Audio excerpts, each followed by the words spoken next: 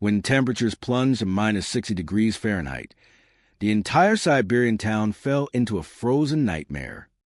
Modern homes, built with insulation and advanced heating, began losing heat almost immediately.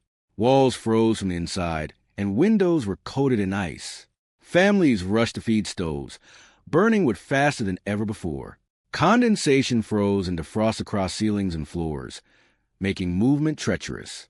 Yet at the outskirts, a line of traditional cabins remained stable and calm.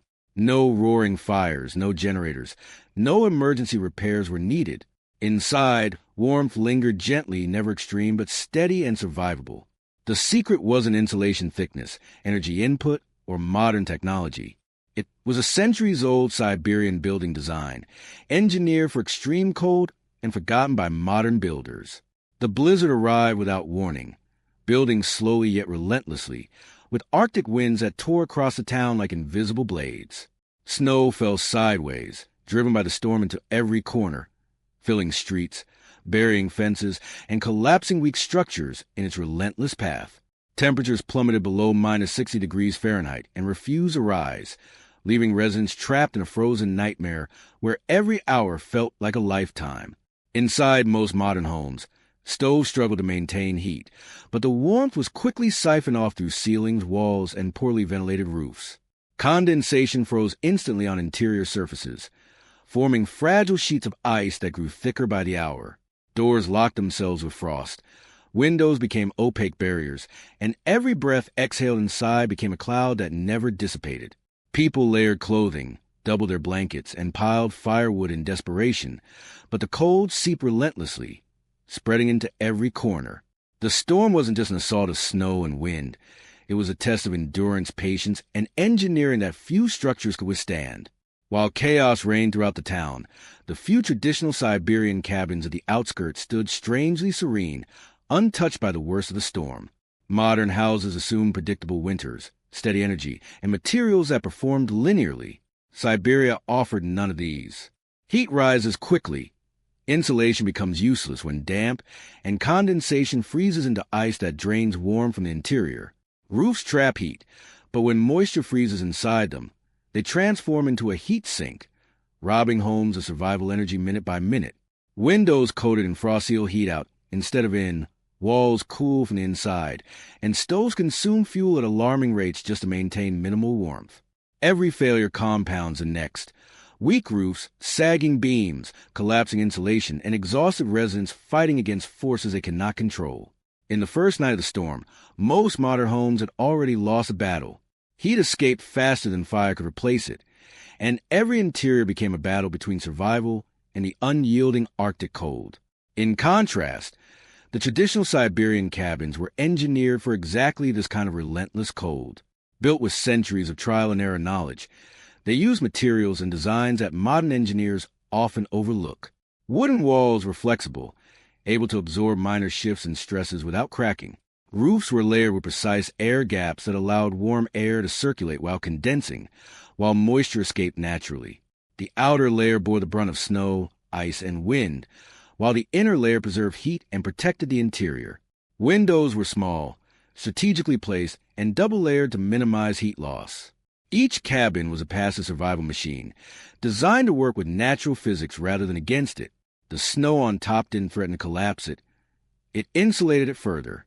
Every element, from the spacing of beams to the thickness of the roof planks, was optimized over generations to create warmth where others only found cold. The key to these cabins' survival was the intentional air gap between the roof layers. Rising warm air never touched the frozen exterior directly. Instead, it moved gently through the cavity, diffusing energy slowly, venting moisture and preventing frost accumulation. Snow resting on the outer roof didn't penetrate the inner layer, while wind pressure was absorbed and redirected. This simple principle, using space to control heat flow, allowed cabins to maintain a stable interior temperature even while the town outside froze solid. Fuel usage was minimal. A small fire or stove could sustain warmth for days. Stability, not extreme heat, was what kept residents alive. While modern homes flailed against the storm, the double-roof cabins demonstrated quiet efficiency, the kind only time-tested knowledge can produce. Inside these cabins, Residents moved slowly and without panic. Fires were fed in controlled bursts. Smoke rose predictably and walls remained dry. Ceilings and floors were free of frost, and breathing did not fill the interior with icy clouds. Calm prevailed not by luck, but by design. The architecture absorbed and redistributed the storm's fury, making chaos manageable. Every action inside was deliberate and measured. Families could sleep, eat, and conserve fuel while waiting for the blizzard pass. Unlike in modern houses, where each minute was a fight against inevitable failure, here time slowed and survival became almost effortless. The cabins turned the Arctic storm into a predictable, even manageable, event. The double-roof cabin was a product of centuries of observation and adaptation. Elders passed knowledge down without manuals or blueprints, teaching children how to build, repair, and maintain structures that could withstand the harshest winters. Collapsed roofs, frozen floors, and wasted fuel were recorded in memory, not ink.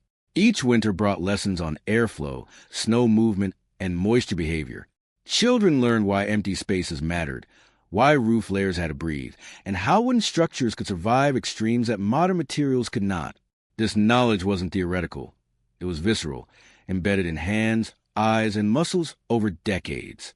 Generations survived not because of fire or technology, but because they respected the winter, studied it, and designed around it. Modern construction relies on perfection. Continuous power, constant fuel, flawless insulation, and predictable weather. In Siberia, none of these are guaranteed. When electricity failed, stoves cooled. When insulation became damp, walls froze.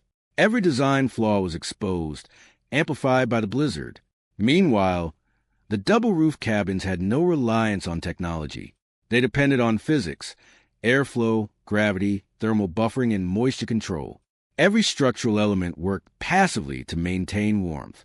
Where modern homes collapsed under extreme cold, the ancient cabins endured, standing as silent proof that wisdom accumulated over centuries can outperform the latest engineering when nature refuses to cooperate. When the storm finally abated, the town emerged battered, homes damaged, interiors frozen and fuel depleted. But the double-roof cabins remained untouched, floors, walls, and ceilings intact, interiors dry and stable, fuel barely consumed. The storm had tested every structure equally, and the results were clear. Survival wasn't about new technology or brute force, but understanding the environment and designing with it in mind. The blizzard could not defeat the cabins because the builders had anticipated its fury long before it arrived. They were quiet, steady, and enduring, a testament to human ingenuity and the timeless intelligence of survival in the harshest winters on Earth.